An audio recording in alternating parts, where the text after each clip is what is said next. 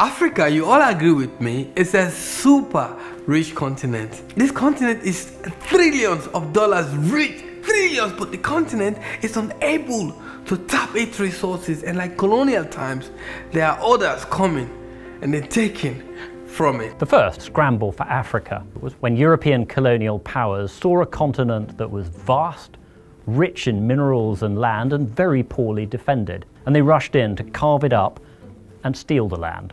The second was during the Cold War, when East and West were locked in a struggle for global domination. That's when the Soviet Union backed Marxist despots all over Africa, and the Americans backed any leader who said that he was in favor of capitalism. The third wave, which is happening right now, is much more benign. It's much more about voluntary exchange, about trade, and about the spread of technology.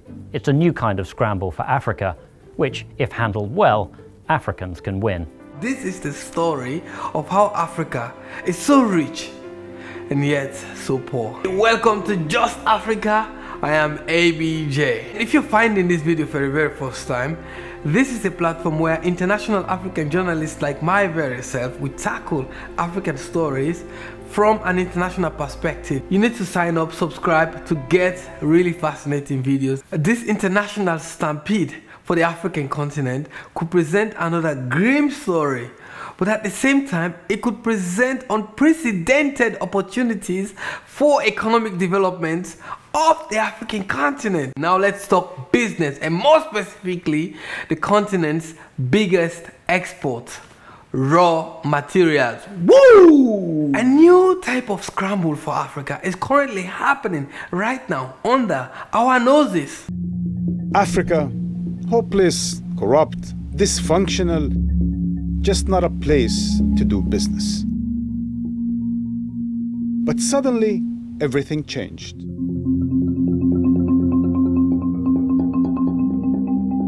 Suddenly, Africa is the place to be, and foreign investment is flooding in, and foreign powers are coming back. While we are going hungry, fighting each other, killing each other just for these natural resources, these multinational companies are making profit, and they are taking this profit outside of the African continent to China, to the United States, to Europe or Europa. And we ravage in poverty. We go hungry. There are so many examples in the African continent of where resource conflicts that is going on. The Democratic Republic of Congo is not something I really need to delve deeper into in this particular episode. There is a perfect example of the new scramble for Africa. And this is happening, or maybe it's coming to an end, in the Republic of Guinea-Conakry. So like any Hollywood movie, grab a popcorn and relax and enjoy this part. Simandou is one of the world's biggest untapped deposits of iron ore. It's based in a mountainous region of Guinea, and during China's ascent to becoming a world economic power, it became one of the most prized assets in the mining industry. Rio Tinto and other companies have fought hard to keep their rights to the project, which the government have taken back and given to other companies from time to time. It's 1997 and Guinea has just discovered a massive deposit of iron ore at Simandou. President General Lassana Conte was dying and had given the exclusive rights to explore and develop Simandou to the Anglo-Australian mining giant Rio Tinto. Simandou has one of the world's biggest iron deposits, containing billions of tons of high-grade ore, and Rio Tinto got it through corrupt means. On Wednesday evening, Rio Tinto announced the dismissal of Alan Davis, the head of their energy and minerals business, and Deborah Valentine, the head of legal affairs. This followed an investigation into emails in 2011, which detailed payments made to a French consultant who helped the company retain its rights to the Simandou iron ore project. But this billionaire Benny Steinmetz, estimated to be the richest man in Israel, entered Guinea, and the whole game changed. In July 2008, Guinean officials said Rio Tinto was too slow with the operations, so it stripped the license of them and granted exploration permits for half of the deposit to Benny Steinmetz Group Resources, or BSGR. BSGR is a diamond mining company and had no experience exporting iron ore. A year later, after Guinea ratified the agreement with Steinmetz, BSGR made a deal with the Brazilian mining company Vale. In April 2010, Vale acquired from BSG Resources Limited, BSGR, a 51% interest in BSG Resources Guinea Limited, which indirectly holds iron ore mineral rights in Guinea. In Simandou South, Zogata, and iron ore exploration permits in Simandou North and Blocks 1 and 2. Both deposits are one of the world's best undeveloped sources of high-grade iron ore. In an all-cash transaction, Vale will pay $2.5 billion. Guinean authorities would later claim that BSGR had paid nothing upfront to the government, but the Israeli company claimed at that point it had invested $160 million. 5 years down the line, BSGR's investment in Simandou had become a $5 billion asset. So how did Guinea get into this mess? This woman, Mamadi Touré. Mamadi Touré was the fourth wife of General Lassana Conté, the dictator who ruled Guinea before Alpha Condé became president. Steinmetz acquired the Simandou concession through bribes worth $10 million, an investigation in Switzerland later discovered.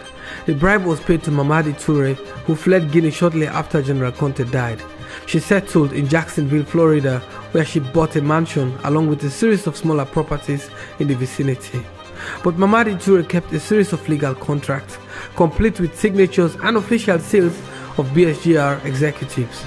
The documents contain the signature of Asha Avidan, the head of the company's Guinea operations. Contract of paying bribes had been signed in Conakry in February 2008, 5 months before General Conté took the Simandou concession away from Rio Tinto, and 10 months before the northern half of that concession was given to Benny Steinmetz. The agreement granted Mamadi Touré a 5% stake in the northern blocks of Simandou, in addition to $2 million, which would be paid through a shell company. In exchange, she committed to do all that is necessary to help BSGR obtain from the authorities the signature of the said blocks. BSGR Guinea presented the Zogata feasibility study in November 2009, which was approved by the Guinea government. The Zogata initial production is scheduled for the end of 2012. When President Alpha Condé took office in 2010, he promised to investigate the deal, and the international community took notice of what was happening in Guinea. In 2016, Condé's government concluded that the Simandou deal broke Guinea's mining code.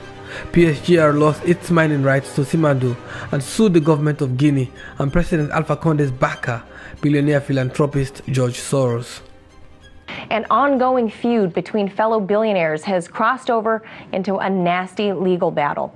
A mining company owned by one of Israel's wealthiest businessmen has filed a $10 billion lawsuit against investor George Soros. After lawsuits upon lawsuits, the United States Federal Bureau of Investigations, the FBI, also opened an investigation into Benny Steinmetz's deal in Guinea. When BSGR got wind of the investigations, it sent an associate, Frederick Sillins, to Jacksonville, Florida to get Mamadi Touré to destroy the contract.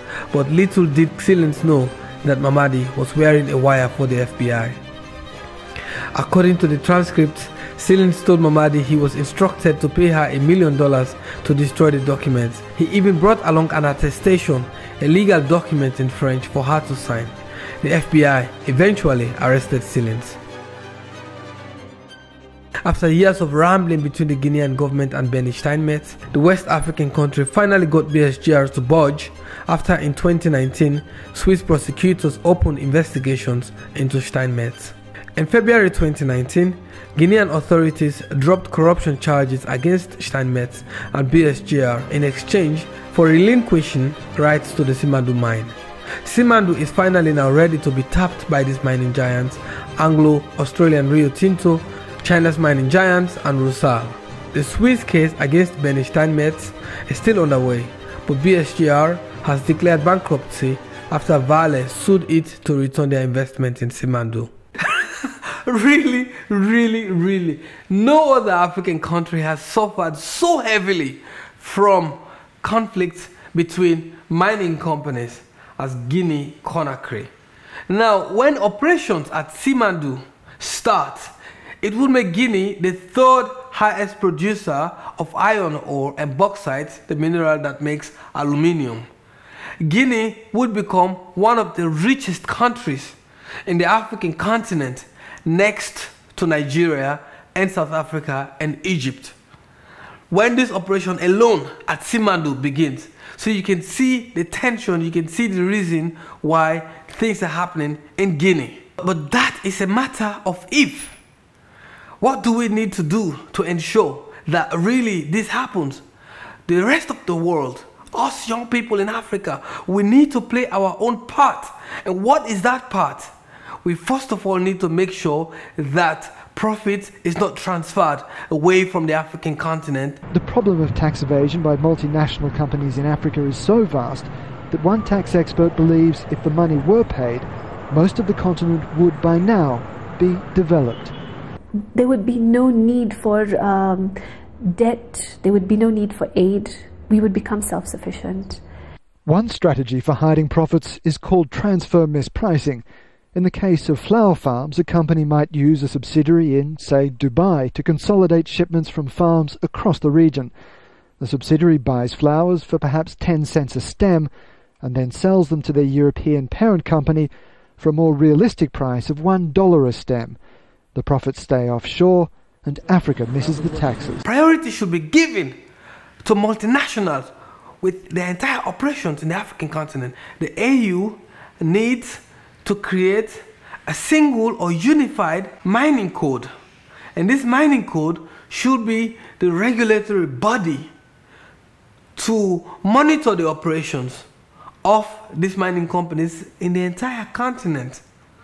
When that happens, a conglomerate that's operating in Zambia, for instance, cannot corrupt the entire African continent. There has to be a mechanism for multinationals that transfer their entire operations in Africa and create an ecosystem in their operations that is so transparent and corrupt-free, and then that brings so much profit to the African continent.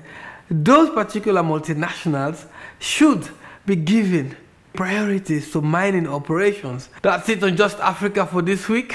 Subscribe for really socially conscious videos every week. I am ABJ and I'll catch you in the next one.